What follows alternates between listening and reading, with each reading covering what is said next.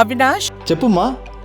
దగ్గరలో ఉన్న మెడ్ప్లస్ కు వెళ్ళి మెడ్ప్లస్ బ్రాండ్ మెడిసిన్స్ అని అడిగి కొనుక్కునరా. అక్కడ 50 to 80% తగ్గింపుకు వస్తుంది. మీరు తీసుకునే అదే మందులు, అదే నాణ్యమైన మందులు, కానీ సగం ధరకే.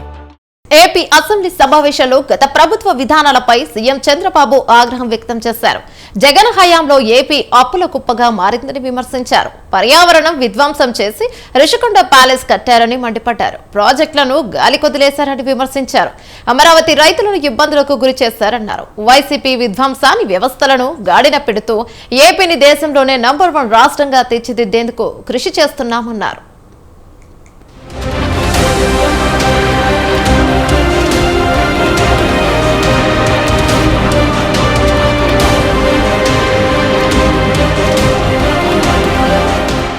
ఏపీ అసెంబ్లీ వేదికగా గత వైసీపీ ప్రభుత్వంపై సీఎం చంద్రబాబు నాయుడు తీవ్రస్థాయిలో విమర్శలు చేశారు. ఒక్క ఛాన్స్ అని వచ్చి రాష్ట్రాన్ని సర్వనాశనం చేశారని మండిపడ్డారు. తాము ఊహించిన దానికంటే ఎక్కువ విధ్వంసం చేశారని ధ్వజమెత్తారు. విభజన నష్టం కంటే గత 5 ఏళ్లలోనే ఎక్కువ నష్టం జరిగిందని విమర్శించారు. గత 5 ఏళ్లలో వినూత్నమైన రీతిలో దోపిడీ చేశారని ఫైర్ అయ్యారు. వాళ్లు దోపిడీ కొనసాగించేందుకు వ్యవస్థలను కూడా నాశనం చేశారని విమర్శించారు. వైసీపీ చేసిన తప్పులు, అప్పులు రాష్ట్రానికి శాపంగా మారాయన్నారు. స్కాముల కోసమే స్కీములు అమలు చేశారని ఎద్దేవా చేశారు. ఈరోజు గత ప్రభుత్వం చేసిన విధ్వంసం, దోపిడీ, వినూత్నమైన రీతిలో దోపిడీ చేశారు. నేను ఎప్పుడు కూడా కలలో కూడా ఊహించాల రాజకీయ నాయకులు ఈ విధంగా దోపిడీ చేసి తప్పించుకోగలుగుతారని నా జీవితంలో ఎప్పుడు ఊహించలేదు. అంత దోపిడీ జరిగే పరిస్థితి వచ్చింది. ఎక్కడ చూసినా ఎవడికి దొరికింది వాళ్ళు దోచుకునే పరిస్థితికి వచ్చారు. మొత్తం నిర్వీర్యం అయిపోయాయి. 5 ఏళ్ల పాలనలో వాళ్ళు చేసిన తప్పులు, అప్పులు, పాపాలు, నేరాలు రాష్ట్రానికి శాపంగా మారాయి. పోలవరం డయాఫ్రమ్ వాల్ కొట్టుకుపోతే 2 ఏళ్ల పాటు పట్టించుకోలేదని చంద్రబాబు ఆగ్రహం వ్యక్తం చేశారు. వైసీపీ ప్రభుత్వ విధానాలతో ఉపాధి, ఉద్యోగావకాశాలు కోల్పోయామన్నారు. తప్పుడు విధానాలతో విద్యుత్ కొని ఆ సంస్థలను నష్టాల్లోకి నెట్టారన్నారు.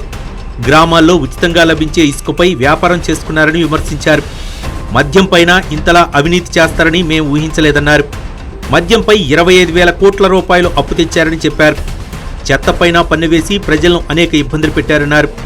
5 ఏళ్ల పాటు హింసా రాజకీయాలు, కక్షపూరిత కార్యక్రమాలు చేపట్టారని ధ్వజమెత్తారు చంద్రబాబు. జీవనాడి పోలవరాన్ని ఎన్నోసార్లు చెప్పాను.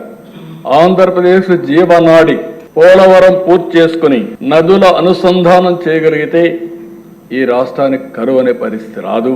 ఇది మనం చేయాల్సిన బాధ్యత ఉంది. ప్రాజెక్టులో ఏజెన్సీని మార్చి, అదే మరిగా ఆఫీసర్లను మార్చి, వర్షాలు వస్తే గాలి వదిలిపెట్టారు. దాంతో వర్షాలు వచ్చాయి.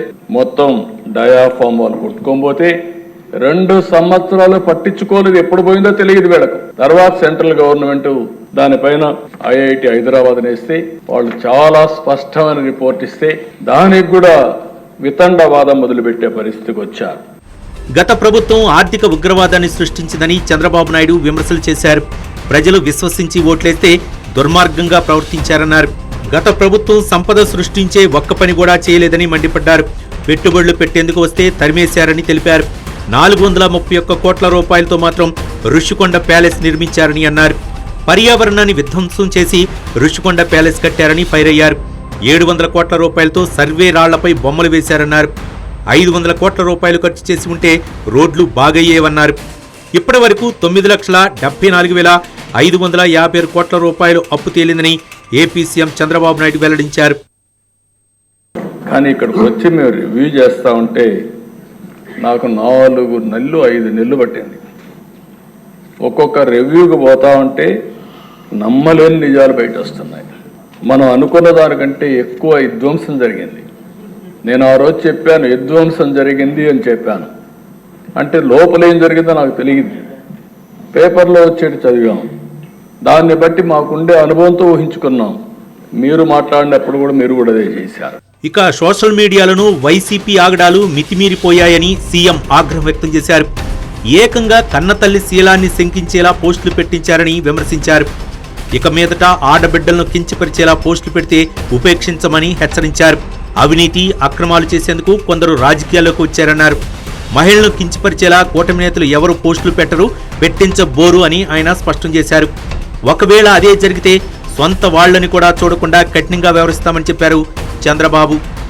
ఈరోజు అందరూ కూడా సోషల్ మీడియాలో ఇది కొత్త ఒరవడి తీసుకొచ్చారు. ఆ ఒరవడిని మీరు చూస్తే ఒక వ్యక్తిని దెబ్బతీస్తే ఒక దెబ్బ కొడితే ఆ దెబ్బ అయినాక మళ్ళీ రికవర్ అవుతారు. కానీ ముందు ఆస్తులు నాశనం చేయాలి. వాళ్ళకేమైనా తోటలుంటే ఆ తోటలు నరికేస్తారు. వాళ్ళ ఆస్తులుంటే ఆ ఆస్తులు లాక్కుంటారు బలవంతంగా సంతకాలు పెట్టి. వాళ్ళ భూములుంటే కబ్జా చేస్తారు. 22A కింద మార్చేస్తారు. మళ్ళీ వీళ్ళకి వచ్చేస్తే 22A చేసి మళ్ళా ఇది చేస్తారు. 1-2 అరాచకాలు కాదు, ఇవి ఊహించడానికే మన ఊహకు అందనటువంటి అరాచకాలు చేసే పరిస్థితికి వచ్చారు. ఇక రాజధాని అమరావతి నిర్మాణం ఆపేసి వైసీపీ ఏపీ బ్రాండ్ను దెబ్బతీసిందని చంద్రబాబు మండిపడ్డారు. అమరావతి రైతులు ఎంతో నమ్మకంతో భూములు ఇస్తే వారిని తీవ్ర ఇబ్బందులకు గురిచేశారని సీఎం చంద్రబాబు ఆగ్రహం వ్యక్తం చేశారు. రాష్ట్ర రాజధాని నిర్మాణం ఆపి నిలిపేశారు. బ్రాండ్ని నిర్వీర్యం చేశారు. ఆ రోజు ప్రపంచం అంతా చర్చించారు. అమరావతి ఒక కొత్త నగరం వస్తూ ఉంది. ఈ దేశానికి కొత్త నగరాలు అవసరం. అలాంటి నగరాల కోసం అమరావతి వచ్చినప్పుడు ఇది ప్రపంచంలోనే ఒక మేటైన నగరంగా తయారవుతుందని చెప్పి అందరూ ఆశించే పరిస్థితికి వచ్చారు. ₹1 ఖర్చు పెట్టాల్సిన అవసరం లేదు. కానీ ఏం చెప్పారు? దేశం 1,00,000 కోట్లు కావాలి, ఎక్కడ డబ్బులు ఉన్నాయన్నారు.